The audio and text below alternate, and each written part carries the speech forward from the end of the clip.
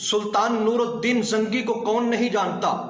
عظیم الشان سلطنت کے فرما روا ہونے کے باوجود انتہا درجے کے عبادت گزار ہیں، شب بیدار ہیں، راتوں کو اکثر حصہ مصلے پہ گزرتے ہیں، دن کو گھوڑے پر سوار ہو کر دشمن کا مقابلہ کرنے کے لیے، اسلام کی سر بلندی کے لیے نکل پڑتے ہیں۔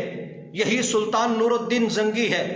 روزانہ کا ان کا معمول ہے، رات کو عشاء کی نماز جماعت کے ساتھ پڑھتے ہیں، نماز سے فارغ ہوئے نوافل میں مصروف ہو گئے، ذکر و اذکار کیا، خاتم الانبیاء حضرت محمد الرسول اللہ صلی اللہ علیہ وسلم پر سینکڑوں مرتبہ درود پڑھنے کے بعد تھوڑی دیر کے لیے لیٹ جاتے ہیں، پھر تہجد کے وقت اٹھتے ہیں، تہجد کے نوافل ادا کرتے ہیں، تہجد کے نوافل سے فارغ ہوتے ہیں، فجر کی نماز کا وقت ہو جاتا ہے، نماز جماعت کے ساتھ ادا کرنے کے بعد قرآن کی تلاوت میں مصروف ہو جاتے ہیں، قرآن کی تلاوت سے فارغ ہوئے ذکر و اذکار میں لگ جائے، اشراق تک یہی معمول ہے۔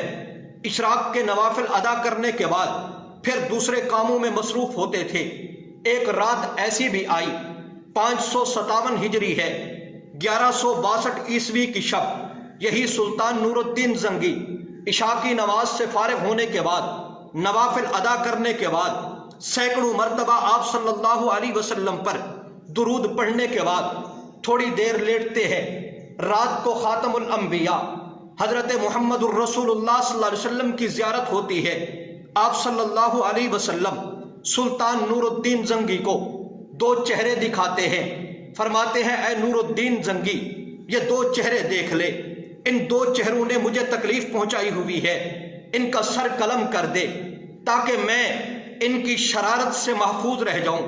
سلطان نور الدین زنگی اٹھتے ہیں، استغفار کرتے ہیں، پھر اگلی رات کو یہی خواب دیکھا، تیسری رات پھر یہی خواب دیکھا، یعنی 3 راتیں مسلسل آپ صلی اللہ علیہ وسلم کی زیارت ہوتی رہی۔ آپ صلی اللہ علیہ وسلم یہ دونوں چہرے دکھاتے تھے کہ یہ دو ملعون مجھے تکلیف پہنچا رہے ہیں، ان کا خاتمہ کیجئے، ان کا سر قلم کیجئے۔ سلطان نور الدین زنگی اٹھتے ہیں، استغفار کرتے ہیں، آنکھوں سے آنسو جاری ہیں، اپنے آپ کو خطاب کر کے کہتے ہیں نور الدین زنگی تو اس دنیا کے اندر بھی رہے زندہ، اور پھر آپ صلی اللہ علیہ وسلم کو تکلیف پہنچانے والے تکلیف پہنچاتے رہیں، تو پھر تیرے اس دنیا کے اندر زندہ رہنے کا کوئی فائدہ نہیں۔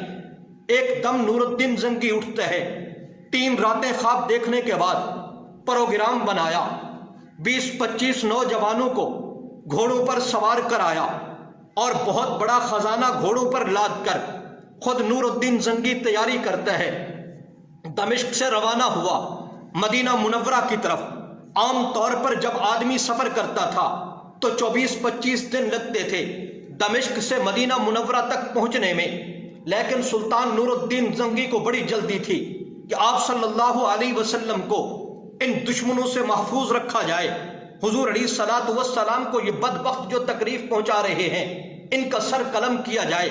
وہ بات سمجھ گئے کہ مدینہ منورہ کے اندر کوئی ایسا واقعہ پیش آیا ہے کہ جس واقعے کی وجہ سے آپ صلی اللہ علیہ وسلم کی روح کو تکلیف پہنچ رہی ہے۔ نور الدین زنگی گھوڑے پر سوار ہوتے ہیں، 18-20 نوجوانوں کو بھی گھوڑوں پر سوار کرتے ہیں۔ جب دمشق سے مدینہ کی طرف روانہ ہونے لگا، ایک دم اچانک پروگرام بننا مدینہ کے سفر کا، اہل دمشق حیران ہو گئے، پریشان ہو گئے۔ آخر وجہ کیا ہے؟ جب مدینہ منورہ کے اندر 16ویں دن نور الدین زنگی پہنچتے ہیں تو اہل مدینہ بھی پریشان ہو گئے۔ بغیر اطلاع کے، بغیر اعلان کے نور الدین زنگی یہاں پہنچ گیا ہے۔ نور الدین زنگی نے اعلان کر دیا کہ اہل مدینہ، اب یہاں کے رہنے والے مدینہ سے باہر نہیں جا سکتے، باہر سے اندر کوئی داخل نہیں ہو سکتا، تمام دروازے راستے بند کرا دیے۔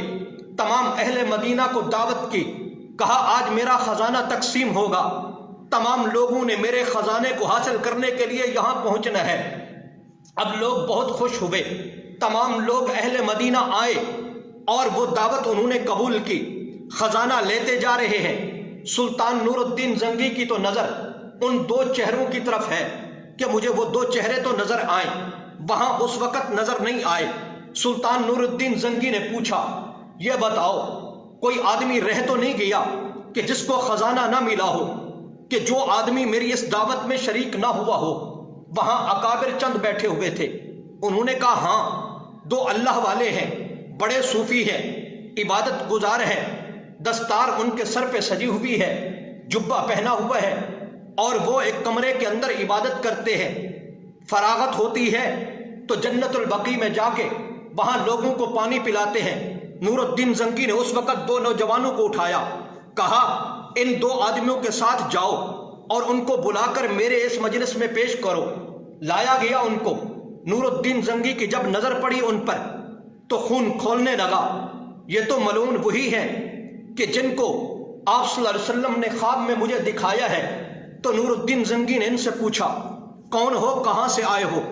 انہوں نے کہا ہم روضہ رسول کے قریب ایک کمرے کے اندر موجود ہے، ہمارا کام صرف اور صرف عبادت کرنا ہے، اور وہ مکان ہم نے کرائے پہ لیا ہوا ہے۔ نور الدین زنگی نے کہا اپنے نوجوانوں کو کہ ان کو یہاں بٹھاؤ، میں ابھی آتا ہوں۔ نور الدین زنگی یہاں سے سفر کرتا ہے، روضہ رسول کے قریب جس کمرے کو انہوں نے کرائے کے طور پر لیا ہوا تھا وہاں پہنچے۔ اب یہاں مدینہ کے چند آدمیوں کو بھی ساتھ لیا، کمرے میں داخل ہوئے۔ بظاہر کوئی چیز نظر نہیں آئی، بظاہر تو یہی کچھ نظر آیا جو عام طور پر عبادت گزاروں کے پاس ضرورت کی چیزیں ہوا کرتی ہیں۔ اب وہاں جو 7 لوگ تھے وہ بھی ان کی بڑی تعریفیں کرنے لگے، لیکن نور الدین زنگی جو کچھ دیکھ رہا تھا، جو کچھ دیکھ چکا تھا، وہ تو ان کے سامنے تھا۔ اب نور الدین زنگی جب اندر داخل ہوا، ایک چٹائی نظر آئی۔ چٹائی کے اوپر جب چڑھا تو چٹائی کے نیچے حرکت محسوس ہوئی، فرش ہلنے لگا۔ نور الدین زنگی نے چٹائی کو ایک طرف کیا تو ایک سیل چوڑی نظر آئی۔ نور الدین زنگی نے اس کو ہٹایا تو اس وقت تو کیفیت ہی بڑی عجیب تھی، بہت بڑی سرنگ ہے۔ یہی سرنگ کے اندر جب داخل ہوئے تو سرنگ روضہ رسول تک پہنچ چکی تھی۔ ایک روایت میں تو یہاں تک آتا ہے حضرت سیدنا عمر رضی اللہ تعالیٰ عنہ تک سرنگ پہنچ چکی تھی، اور حضرت عمر رضی اللہ تعالیٰ عنہ کے پاؤں مبارک ایک بھی ننگا نظر آ رہا تھا۔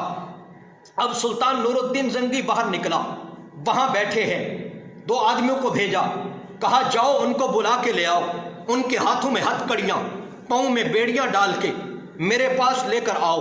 جب ان کو لایا گیا تو سلطان نور الدین زنگی نے ان سے پوچھا سچ سچ بتاؤ تمہارا مشن کیا تھا، کس مقصد کے لیے تم آئے تھے، یہاں کیا کر رہے تھے؟ تو انہوں نے کہا ہم نصرانی ہیں۔ ایک روایت میں آتا ہے انہوں نے کہا ہم یہودی ہیں، ہماری قوم کے سرداروں نے ہمیں بھیجا کہ جاؤ محمد الرسول اللہ صلی اللہ علیہ وسلم کی جست اطہر کو لے کر آؤ۔ تو ہم اسی مشن پہ لگے ہوئے تھے، سرنگ کھودی، انتہا کو پہنچ چکے تھے، کام بالکل قریب تھا، جست اطہر کو اٹھا کے لے کے چلے جاتے، لیکن اب پکڑے گئے ہیں، اب کچھ نہیں ہو سکتا۔ سلطان نور الدین زنگی نے جب یہ بات سنی، تلوار نیام سے نکالی اور ان کا سر قلم کیا اور دہکتی ہوئی آگ کے اندر ان کو ڈالا۔ اس کے بعد سلطان نور الدین زنگی روتا رہا، یا اللہ کتنا میں خوش قسمت انسان ہوں کہ آپ صلی اللہ علیہ وسلم نے اپنے غلام کو اس کام کے لیے منتخب کیا ہے، یہ میرے لیے بہت بڑی سعادت کی بات ہے۔ اس کے بعد سلطان نور الدین زنگی نے یہ فیصلہ کیا، آپ صلی اللہ علیہ وسلم کی قبر مبارک کے ارد گرد بہت بڑی خندق کھدوائی، اور خندق اتنی بڑی تھی کہ نیچے سے پانی نکل رہا تھا، اور سیسا پگھلا کر اس کے اندر ڈال کر ایک بہت بڑی دیوار بنائی، اس کو بند کر دیا گیا کہ کل کو کوئی ملعون آپ صلی اللہ علیہ وسلم کے جست اطہر تک نہ پہنچ سکے۔ آج کے بعد قیامت تک کوئی آپ صلی اللہ علیہ وسلم کو تکلیف نہ پہنچا سکے۔